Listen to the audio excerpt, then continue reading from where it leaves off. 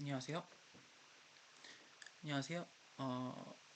오늘은 그 제가 예전부터 저출산에 대한 그 저출산 문제, 저출산 이슈에 대해서 여러 가지 생각이 있었고 또 그 문제점, 그 문제에 대한 원인을 좀 나름대로 사회과학의 관점에서 파악해 둔 게 있었는데 생각보다 이 원인이라는 부분이 잘 이렇게 공론화 아니면 그 뉴스 이런데 이렇게 언급이 잘 안 되는 것 같더라고요.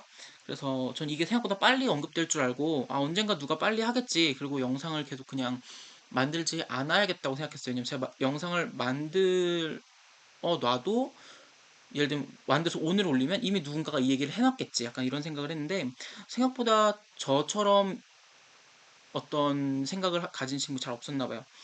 그래서 오늘은 좀 제 입장에서는 아니지만 이 세상의 입장에서는 좀 색다른 관점에서 이 저출산 이슈에 대한 그 원인을 분석할게요. 자,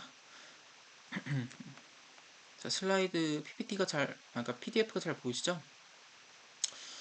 보시면 이 이미지는 제가 이제 원인이라고 꼽는 그러니까 저출산에 대해서 여러 이유가 있고 개인마다는 여러 사정이 있겠죠. 내가 아이를 낳지 않는 이유, 내가 비혼인 이유, 아니면 내가 결혼은 했지만 뭐 딩크라고 하나요? 그 아이를 않기로 하는 부부인 이유 여러 가지가 있을 수 있습니다. 낳고 싶지만 여건이 안 되죠. 낳고 싶고 여건도 되지만 내 신체가 그거를 좀 따라와 주지 않아서 뭐 여러 이유가 있을 수 있고 그 둘 다가 아니더라도 그냥 또 많은 이유가 개개인으로 있을 수 있지만 사회 전반에 이 시대에 이 대한민국이란 사회에 하필 왜 저출산이 찾아왔는가에 대해서는 저는 이 두 가지를 이제 이유로 삼고 있습니다. 첫째, 매슬로우의 욕구 위계설에 입각해서 봤을 때 음, 이 왼쪽 피라미드가 매슬로우의 욕구 위계입니다. 하이어archy. 자, 이 아래서부터 1단계부터 인간은 욕구를 우선적으로 충족하기를 바란다라는 그 거고요. 그렇기 때문에 위계죠. 우선순위가 있기 때문에. 그리고 이 1단계가 해결되면 2단계, 그리고 3단계, 4단계, 5단계 순으로 가고 요즘은 그러니까 최근 매슬로우 욕구 외계설이 업데이트된 그 논문들을 보니까 7단계까지 나눈 것을 볼 수 있었어요. 근데 어쨌든 고전적으로 우리가 학부생 수준에서 이제 알고 학부생 수준으로 고전적으로 안다는 것은 아직 이 7단계로 구분하는 것은 그다지 학계에서 공감대가 딱 이제 납득이 확실히 이렇게 어필링하진 않는다라는 의미가 되기 때문에 일단 좀 고전적인 모델로서 5단계로 이제 많이들 알고 계시니까 가져왔어요. 이게 한 70년대, 80년대에 메슬로우라는 학자에 의해서 제안된 이론입니다. 가설입니다. 자, 그리고 두 번째는 이제 경제학에서 가져왔는데요. 이 경제학에서 가져온 것은 뭐냐면 노동 공급 곡선의 특이한 구조. 그러니까 우리 원래 경제학자가 아닌 분들도 이건 아실 거예요. 수요 공급 곡선이 이제 X자 크로스를 만든다. 근데 여기 보시면 노동 공급 곡선은 원래는 그러니까 그냥 노동 공급 곡선이 아니라 그냥 일반 공급 곡선은 자 우상향합니다. 이 말은 아래 왼쪽에서 출발해서 오른쪽 위로 그냥 일직선으로 가는 그 곡선 그 직선 모형이라고요. 뭐 좀 꺾일진 몰라도 어쨌든 일반적으로 이렇게 그 아래 왼쪽에서 예를 들면 3, 4분면에서 1, 4분면으로 가는 느낌 이렇게 보시면 되는데 자 노동 공급 곡선은 좀 다릅니다. 같은 공급 곡선이지만 노동 공급 곡선은 어느 시점에 오면 사람들이 돈을 더 받아도 일을 덜 한다. 덜 하는 그런 경향성이 일관적으로 나타났다라는 관측에 입각해서 어느 정도 자리가 잡은 이론이고요. 자, 이것을 그래서 후방 굴절형 노동 공급 곡선이라고 부릅니다. 자, 이 두 가지 이제 눈치 빠르신 분들은 이미 아니면 이미 좀 이걸 접해 보신 분들은 좀 뻔한 얘기 한다라고 느끼실 수도 있지만 이 두 가지 다임 둘 중에 하나라도 좀 낯선 분들은 이 각각의 의미가 전달하고자 하는 그 메시지, 임플리케이션이 뭔지 아직 모르셔서 좀 와닿지 않으실 수 있어요. 자, 그래서 본격적으로 들어가기 전에 제가 좀 소개해드리고 싶은 어떤 그 문구 글귀가 있어서 소개해드리고자 합니다. 뭐냐면 저희 그 같은 랩실에 계셨던 박사 과정 심리학자 선생님께서 해주신 말씀인데, 작년쯤에 제가 이 말씀 들었는데, 역시 일가견이 있으시구나라고 느꼈던 대목이었어요. 뭐냐면, 자, 그분이 그렇게 말씀해 주셨어요. 30대 후반에도 눈가에 주름이 없는 사람은, 그러니까 대부분 30대 초반이나 후반부터는 눈가에 주름이 생기죠. 근데 30대 후반에도 요즘 시대에 눈가에 주름이 없는 사람은 대부분 자녀가 없었다. 반면 30대 후반에 눈가에 주름이 명확하게 자리 잡은 사람은 높은 확률로 자녀가 있었다.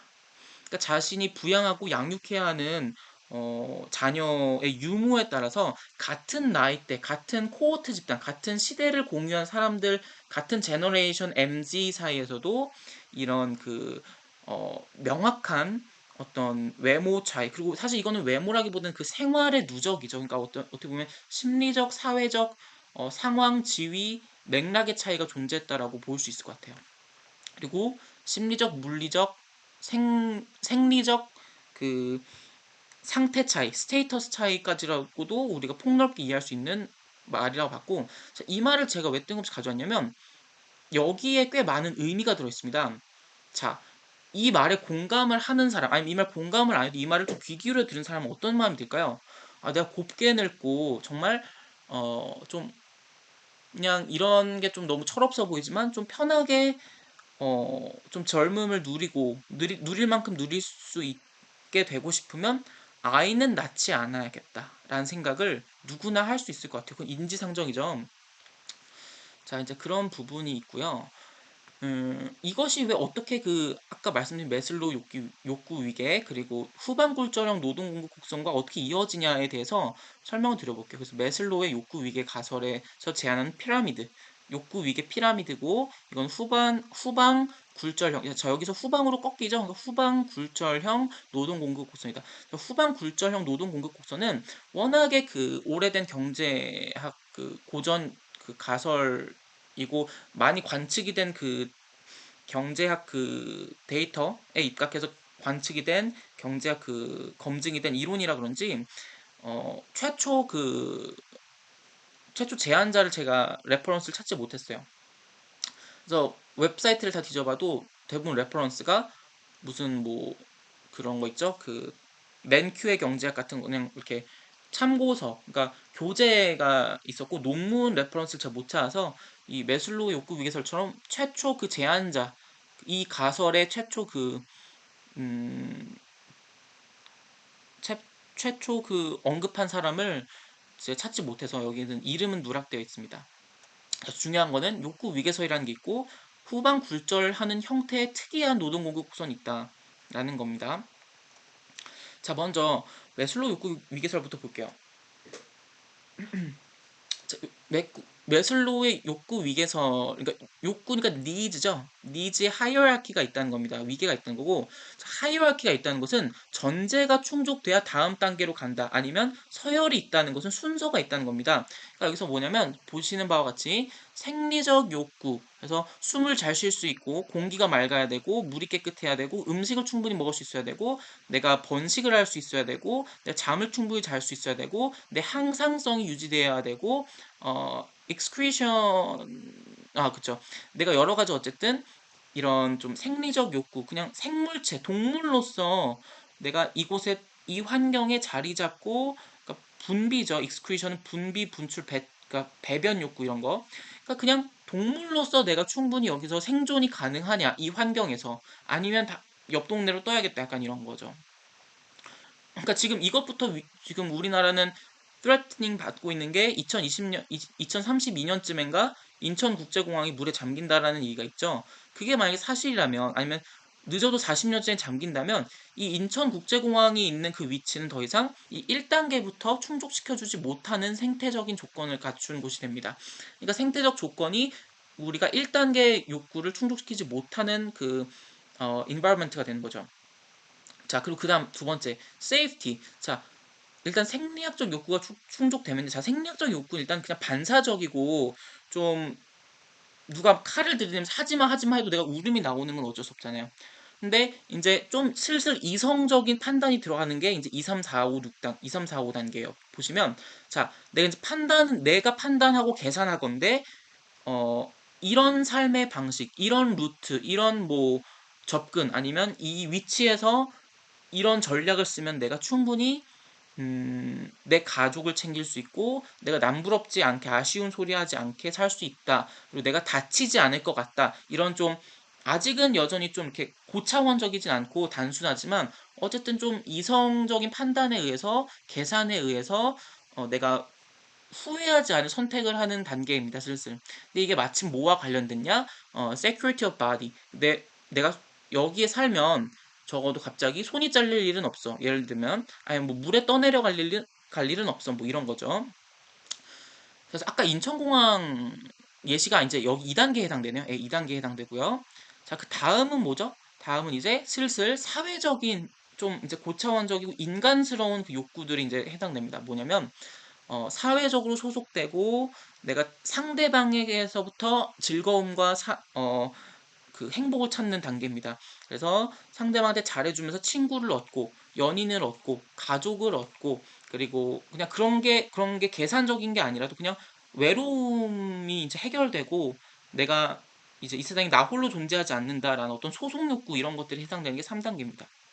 자, 다음부터 이제 슬슬 우리 주제랑 관련되는데요. 이미 3단계부터 관련됐을 수도 있고요.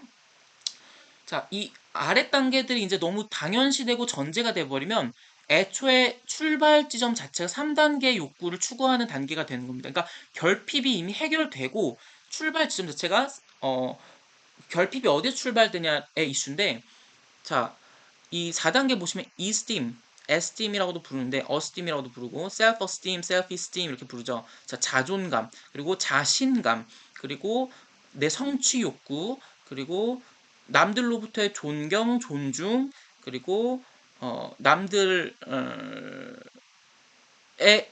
의한, 그리고 남들에 대한 뭐 여러 가지가 해당될 수 있죠. 그러니까 상호적인 거고 굉장히 어, 예를 들면 이런 거죠.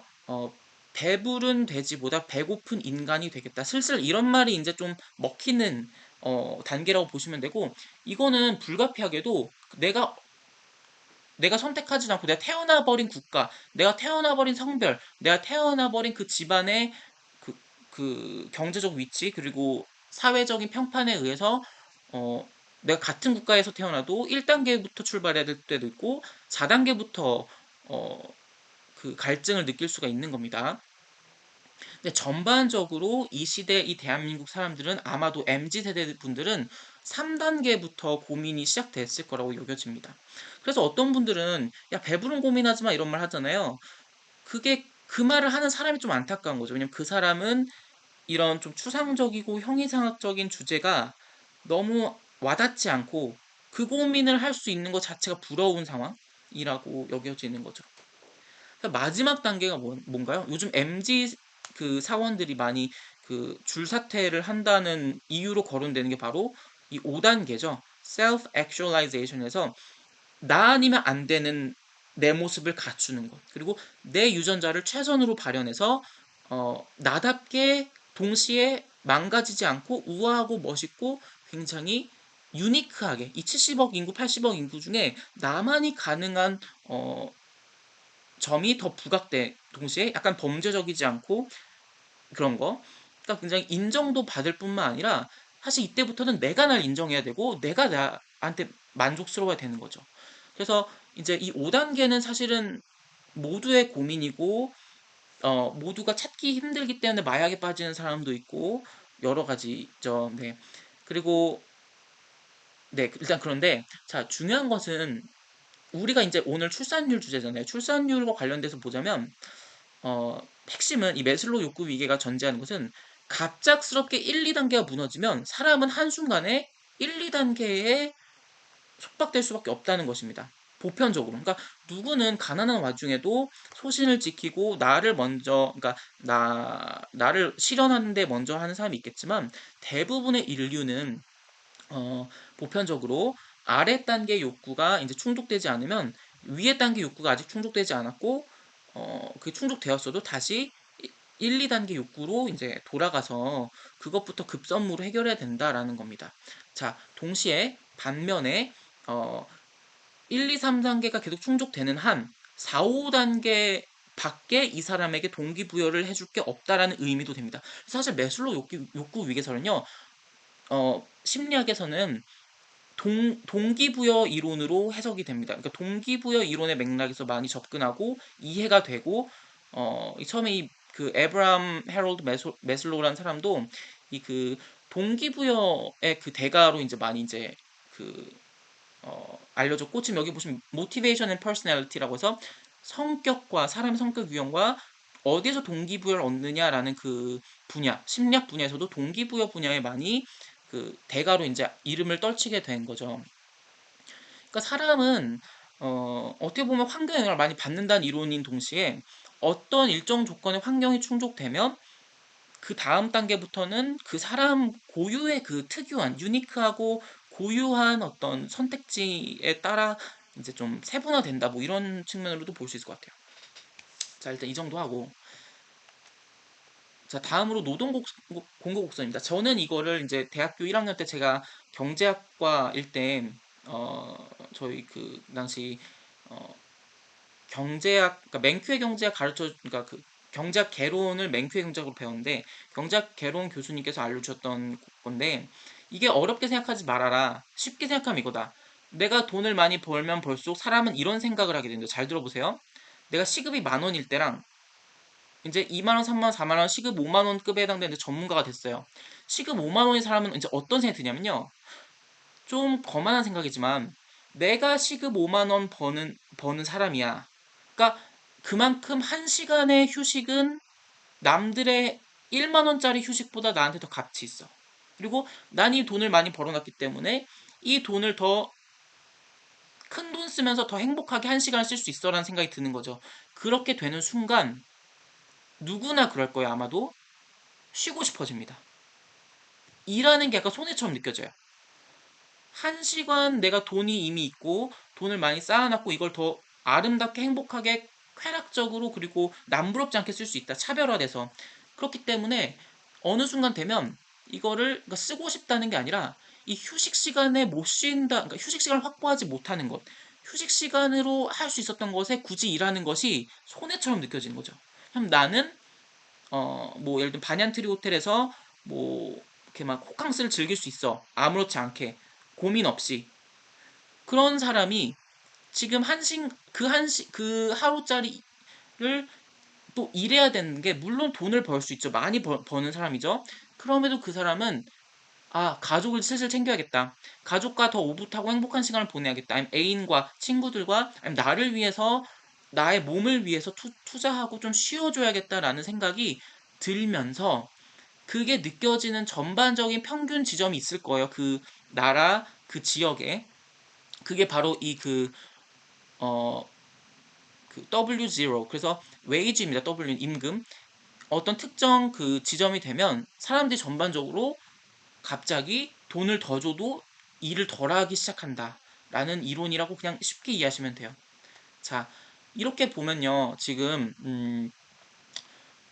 이건 근데 좀 노련하시고 좀 총명하신 분들이 이 영상을 보고 있다면, 근데 그거는 같은 세대, 같은 지역, 같은 국가 내에서도, 같은 언어권, 같은 문화권 내에서도, 같은 노동 공급 시장에서 상위 포식자들에만 해당되는 얘기 아닌가요? 근데 지금 저출산은 모든 세대에 걸쳐서 모든 20대, 30대, 40대가 동일하게 덜 낳고 있는 게 문제인데, 왜 더 잘 버는 사람들에 대한 얘기로 가나요라고 생각하실 수 있어요. 굉장히 노련하고 굉장히 좋은 사고방식인데요.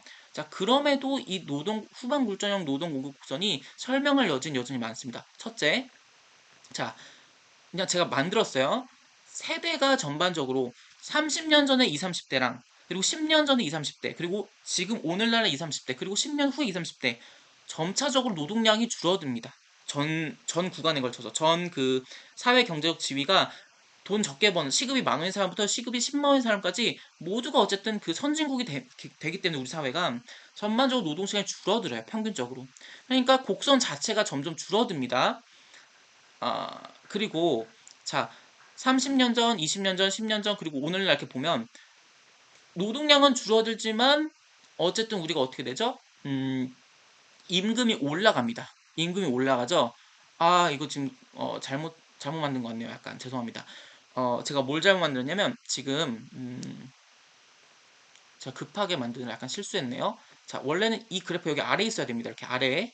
예를 들면 여기, 여기 이렇게 점점 아래에 있어야 돼요. 그래서 노동량은 점점 줄어들고 그 임금은 점점 증가하는 그래프로 제가 그렸어야 되는데 이거 좀 실수했네요. 대단히 죄송합니다. 자, 그래도 어쨌든 충분히 이게 지금 전달이 되고 있다고 저는 좀 문제가 없다고 느끼는데 자, 그거 제가 정정을 일단 할게요. 자, 얘는 그대로 그리고 이 곡선은 노동량은 더 많지만 임금은 전반적으로 낮은 이쯤, 이쯤. 이게 10년 전이라고 보죠. 2, 30년 전은 또 뭐 어떻게 돼요? 노동량은 더 많지만 더 박봉인 더 아래. 자, 이렇게 된다고 보시면 됩니다. 자, 그러면 보세요. 이 그 후반 굴절형하는 지점의 여전히 존재할 겁니다. 모든 시대, 모든 세대에.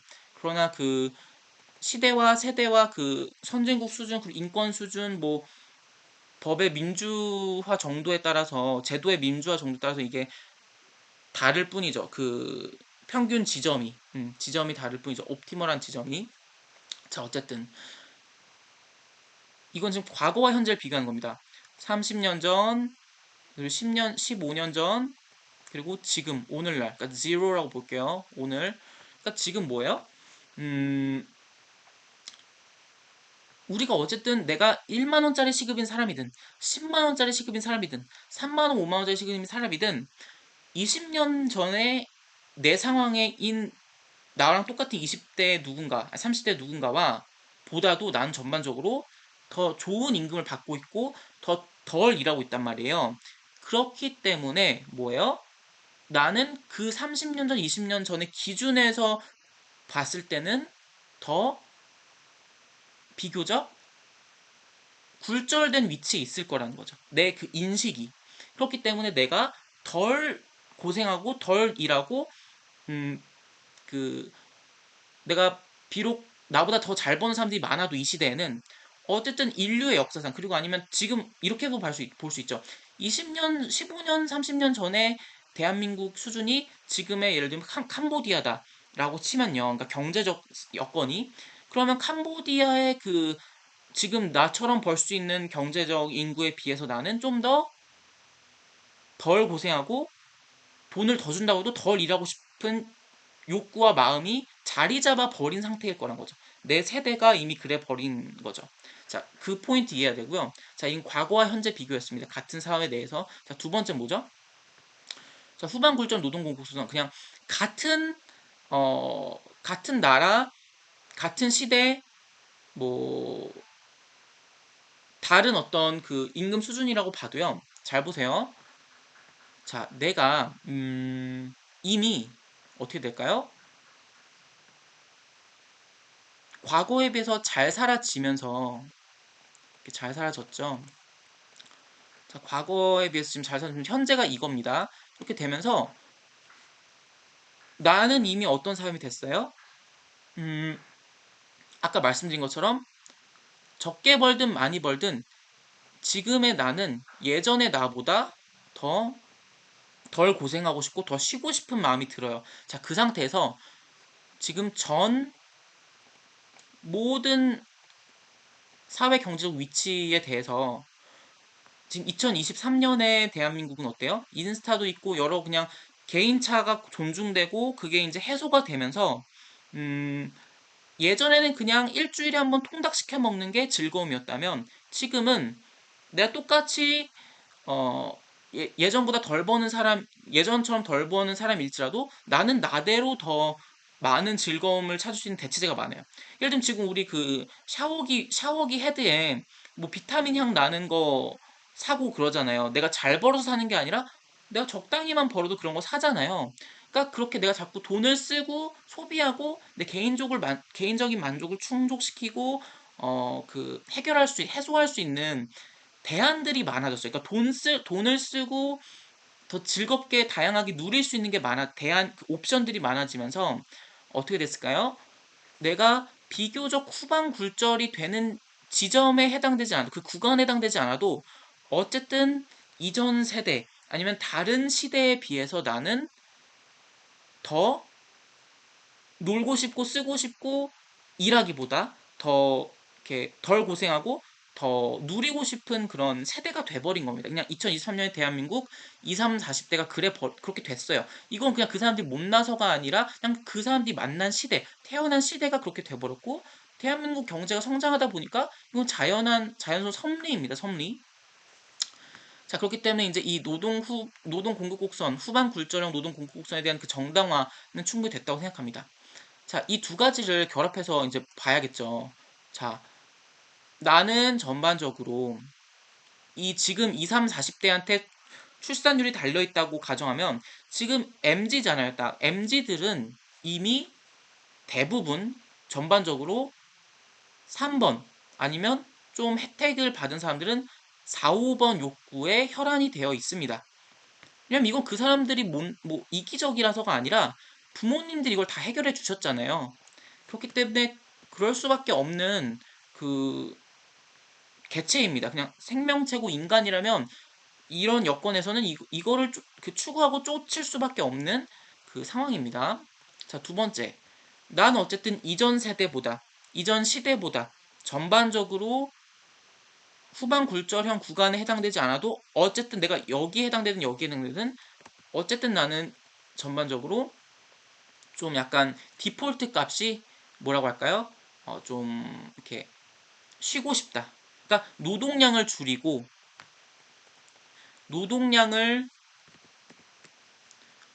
노동량을 이렇게 꺾인다는 건 뭐예요? 노동량이 꺾이는 만큼 뭐가 늘어나죠? 여가 시간이 늘어나죠? 여가 시간이 늘어나잖아요. 이 여가 시간입니다. 일하지 않는 시간. 그러니까 내 개인적인, 그러니까 공과 사가 있다면 공보단 사가 더 늘어난다 이렇게 보시면 되겠죠. 그러니까 나는 이전 세대보다 더 어, 누리고 즐기고 행복하고 덜 노동하고 더 여가를 쓰고 싶은 세대다라는 겁니다. 지금 20, 30, 40대가. 저도 지금 31고 공감이 되는 부분입니다. 자, 그럼 이 두 개가 이제 이어지죠. 자기 개발, 그리고 나만 할 수 있는 일을 찾으면서도 동시에 음, 내가 존중받고 내가 인정받고 내가 소속감을 느낄 수 있는, 그러니까 어떻게 보면 조직보다는 나, 그리고 고생보다는 좀 추상적이고 형이상학적이고 고차원적인 행복, 그러니까 단편적이고 1차원적인 것보다는 좀 더 고차원적인 행복을 쪽으로 지금 소비 패턴이든 문화가 조성되고 있다. 이미 그렇게 돼버렸죠. 2010년 이후에 저는 그렇게 느끼고 있는데, 자, 그래서 해법은 뭘까요? 이게 원인이었다면, 여기까지가 이제 원인이었다면, 자, 이제는 해법을 우리가 고민해 봐야겠죠? 사실 그냥 단순합니다. 두 가지 중 하나예요. 그냥 다시 후진국으로 돌아가면 돼요. 다시 다 같이 못 살고, 다시 다 같이 고생하고, 애 키우는 게 아무것도 아닌 고생이 되고, 30대 후반에 주름이 생기는 게 당연하고, 오히려 주름이 없으면 좀 이상한 손가락질 당하고, 쟤는 좀 철이 없어. 아니면 쟤는 뭐 문제가 있나 봐. 이렇게 여기는 게 당연한 시대로 돌아가면 됩니다. 근데, 그거는 뭐, 우리가 뭐, 북한이랑 전쟁을 해서, 어, 우리나라가 쑥대밭이 되거나 아니면 독재자가 나타나서 인권이 억압되고 그 경제적인 그 빈익빈 부익부가 더 이렇게 양극화가 심해지는 그런 상황까지 가지 않는 이상 뭐 그럴 수도 있어 보입니다만, 일단 이상적으로 얘기하자면 그렇지 않는 이상 후진국으로 돌아가는 방식으로 좀 폭력적이고 무식하게 해결하는 것은 답이 될 수 없어 보여요. 그렇다면 지금 좀 어렵지만 어쨌든 우리가 좀 이상적으로 지향해야 하는 바는 뭘까요? 이것들을 다 충족시켜주는 어떤 현명한 환경을 조성해 주는 겁니다. 환경을 조성해 주는. 그래서 너는 너대로 빛날 수 있게 우리가 환경 조성해 줄게. 그냥 너는 좀 더 쉬고 싶구나. 쉬면서 일해. 일해주려는 그 마음 자체를 고마워하는 그런 분위기가 좀 돼야 되는 거죠. 냉정히 보면 이 두 개를 결합해서 보면요. 자, 그래서 새롭게 파악된 니즈를 모두 충족시키는 게 이제 이렇게 이 두 가지가 이제 방법입니다. 해법인데, 자, 제가 방금 전에 강조해서 말씀드린 거는 새롭게 파악된 니즈를 충족시켜주는 환경을 만들어야 된다고 했습니다. 환경. 근데 이 환경이란 건요, 법이나 제도나 복지를 말하는 건 아닙니다. 그냥 어떻게든 이 두 가지, 이 메슬로우 요구 위계설의 상위 욕구들, 그리고 후반 굴절하고자 하는 그 타고난 노동 공급 곡선의 경향성을 존중하는 어떤 그 환경만 갖추면 되지, 이게 꼭 굳이 국가가 나서서 해줘야 할 것도 아니고, 예를 들면 뭐 부모님 해줘야 될 것도 아니고, 그냥 아니면 스스로 자기가 해야 될 수도 있는 거고요. 그게 여건이 갖춰지지 않으면. 그러니까 이 환경이란 것은 그냥 상황만 그렇게 되면 된다는 거지, 이거를 이 환경을 갖추기 위해서 국가가 나서주세요, 이런 말은 절대 아닙니다. 왜냐면 지금부터 제가 하려는 말은 좀 다른 말들이거든요. 자, 생각해 봐야 될 게 있어요. 왜 국가가 이 저출산을 해결해야 될까요? 사실 우리나라는 사회주의도 아니고 독재국가도 뭐 아직은 아닙니다. 그렇기 때문에, 그리고 어쨌든 미국의 패러다임을 쫓는 시장경제 그리고 자유민주주의를 채택한 국가로서 엄연히 적자생존과 자연선택 그리고 신자유주의가 우리 사회의 그 헌법 정신, 그리고 우리 사회의 그 근간을 이루는 그 법 정신이거든요. 그러니까 경쟁을 자유롭게 해서 무한 경쟁해서 승자한테 그 베니핏을 주는 게, 그런 정당한 그 차별, 정당한 어떤 그 보상을 그 인정해 주는 게 그 자본주의 사회의 그 이념이고, 그 자본주의는 어쨌든 이 자유주의에 입각한 논리를 채택하고 있죠. 그래서 적자생존, 자연선택 다 비슷한 얘기입니다.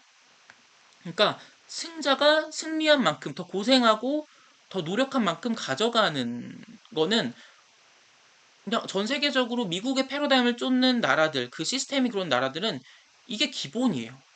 근데 지금 국가가 이거를, 자, 이런 지금 저출산이 된 것도 사실은 그만큼 살기 어려워서라는 말도 있지만, 그만큼 살기 어려운 만큼 내가 덜 고생했거나 내 부모님이 덜 고생해서 내가 더 다른 경쟁자들보다 불리한 위치에 와 있다는 의미가 돼요. 이거 좀 냉정하고 좀 가슴 아픈 얘기인데, 그렇기 때문에 이것을 굳이 인위적으로 국가가 개입해서 너 억울하게 느끼지, 사실 억울할 필요가 없는 부분도 있고요. 억울하게 느끼지, 우리가 그걸 다시 그러니까 평등화해 줄게. 균등하게 맞춰줄게. 라고 자꾸 복지정책, 그리고 약간 사회주의적으로, 그러니까 완전히 사회주의는 아니지만요. 자꾸 이렇게 그 인위성을 자꾸 가하는, 그러니까 자연스럽지 않고 인위적으로 가는 것이, 그리고 적자가 생존하고 보니까 생존의 의미가 없어요. 왜냐면 적자가 아닌 사람들이 다시 부활하니까요. 그러니까 이것은 어떻게 보면 게임의 룰을 지금 국가가 스스로 부숴버리는 결과가 될 수 있거든요. 그렇기 때문에 이거는 신중해야 됩니다.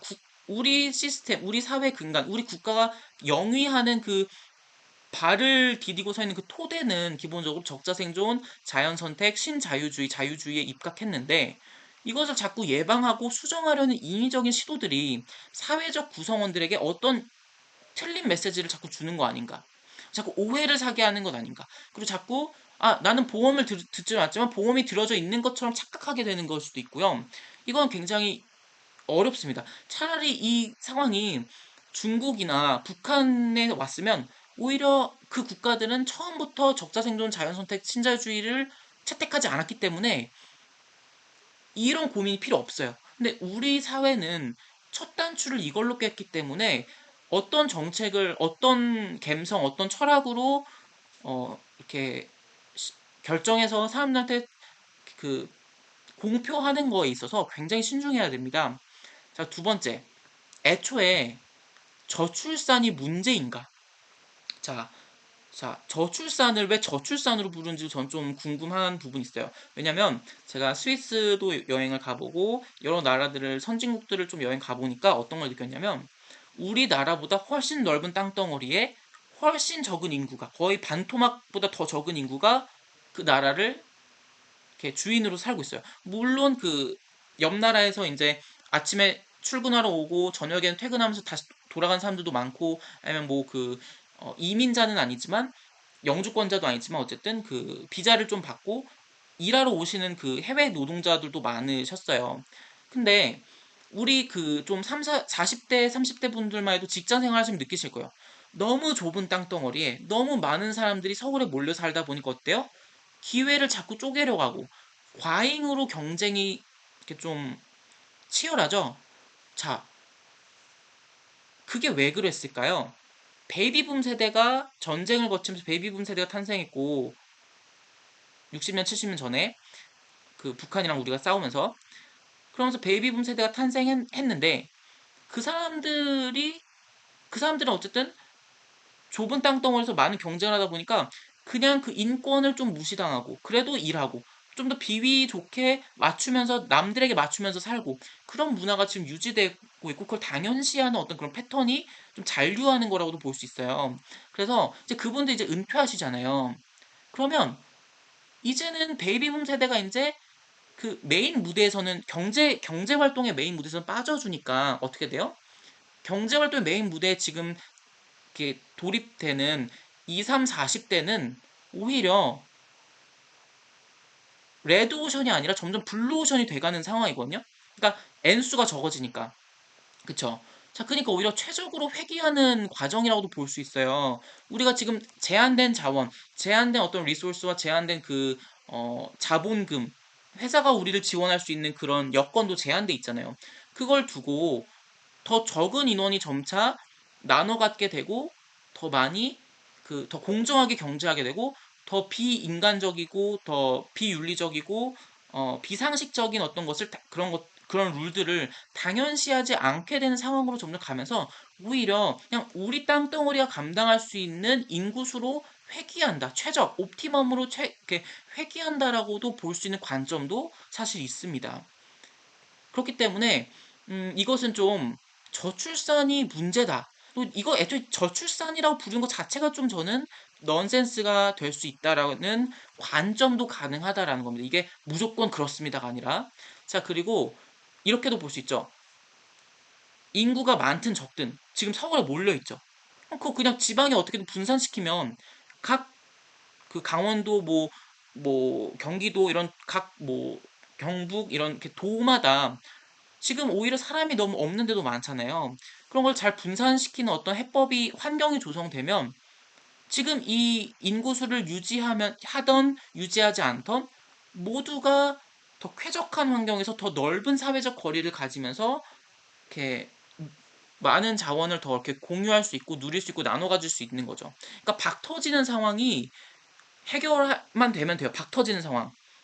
근데 박 터지는 상황을 해결하면서도 동시에 어, 그것을 굳이 인구를 더 낳고 아니면 인구를 더 줄이고 이런 것으로 해결할 필요가 없이 분배를 잘하고 배치를 잘하는 방식도 가능하다라는 겁니다. 그러니까 최적으로 도달하는 방법은 여러 가지가 있어요. 한 킬로미터 제곱당, 한 1km 제곱당, 아니면 한 헥타르 제곱당 인구수가 얼마나 이렇게 균등하게 그리고 쾌적하게 분배되냐가 중요한 거지 어떤 특정한 절대적인 관점에서 이게 사람이 너무 많아, 적어. 그래서 이건 저출산이야? 아니면 과잉 출산이야? 이렇게 볼 필요가 없다는 거죠. 네. 그러니까 이것의 지금 프레이밍이 잘못되고 제가 추측하기로는 자꾸 사회적으로 언론이든 국가기관이든 이걸 자꾸 저출산 프레이밍을 자꾸 이렇게 내보내는 것은 딱 하나입니다. 국가가 부담을 지는 게 지금 국민연금이죠. 국민연금이 점점 대책이 없어지고 미루면 미룰수록 지금 국가가 지금 여론이 나빠지는 그 부담이 커지니까 그거 하나 때문에 제가 봤을 땐 지금 저출산이라고 부각시키는 거지 사실 그거 빼고는 우리한테 피부에 와닿는 저출산이라서 우리가 지금 힘든 게 있나요? 오히려 저출산 덕분에 우리가 그 쾌적한 그 환경에 놓이게 되면 저는 더 좋은 거라고 생각하거든요. 근데 저는 좀 더 나아가서 저출산 방식으로 쾌적함을 에 도달할 필요가 없이 그냥 인구는 많이 낳으면 낳을수록 좋다고 저는 생각해요.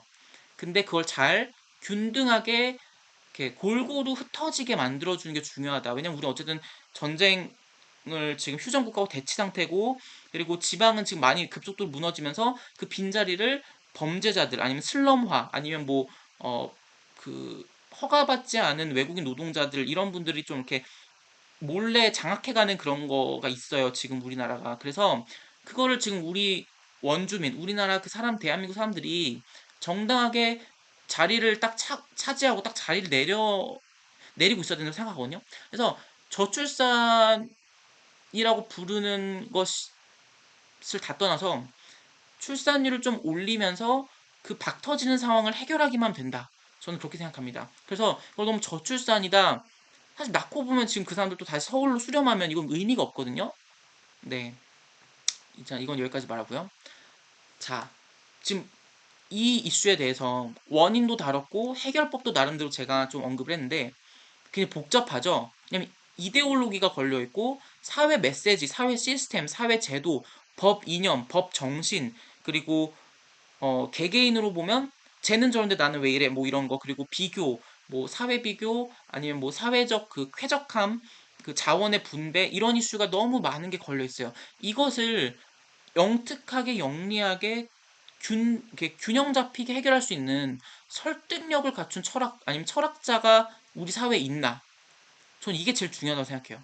이거 급한 문제는 맞는데 이거 급하다고 대충 이상하게 해결하면 절대 안 되거든요. 그래서 이거를 갖출 만한 역량을 갖춘 어떤 그 목소리를 낼 수 있는 사람이 있냐? 그리고 그 목소리를 내려는 사람이 있는데 그것을 주변에서 이렇게 네 목소리 좋다. 더 해봐 하면서 올려줘야 되는데 그것을 자꾸 너 좀 궤변이야. 너가 제안하는 그 설득력은 있지만 결과적으로 네가 제안한 그 해법은 나한테 불리하니까 너 짜져 있어. 이런 환경이 있다면 이것은 우리는 정당한 해법이 있어도 그 혜택을 누릴 자격이 없다. 우리 사회는.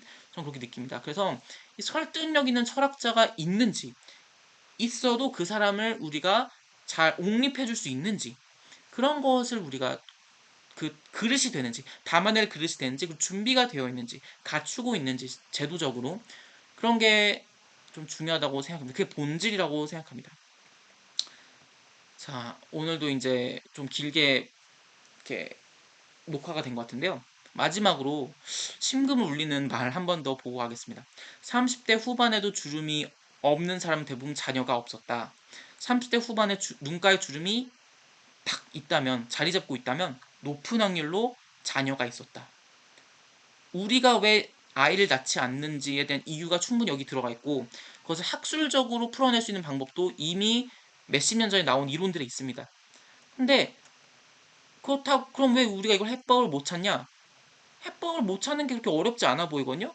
그냥 예를 들면 24시간 유치원 서비스, 그만큼 유치원생들 많이 늘리면 되고요. 아니면 뭐 여러 가지, 그냥 부모가 예전처럼 희생하고 늙으면서 살지 않게 해주는 사회만 되면 된다고 생각해요. 그러니까 그거 생각보다 어렵지 않거든요. 예. 그러니까 돈이 있으면 돼요. 근데 돈이 꼭 굳이 그 사람들의 주머니에서 나올 필요도 없고, 그럼 국가가 해줄 수도 있지만 국가가 그만큼 절박하다면 국가가, 제가 아까 말씀드렸다시피 국가가 굳이 안 해줘도 됩니다. 국가가 안 해줘도 되면 어떻게 되죠? 그냥 어떻게든 복지 이외의 방식으로, 늙고 고생하지 않는 방식으로 아이를 무탈하게 키울 수 있는 환경만 조성해주면 됩니다. 그 방법이 무엇이든지 윤리적이기만 하면 되고, 또 부채가 늘리지 않는 방식으로 그 총명함과 꾀를 내면 된다고 생각합니다. 네, 자, 그래서 일단 이 한마디로부터 이제 많은 심금이 울렸고, 여기서 꽤 많은 어떤 지혜를 우리가 얻을 수 있다고 생각합니다. 네, 오늘 여기까지입니다.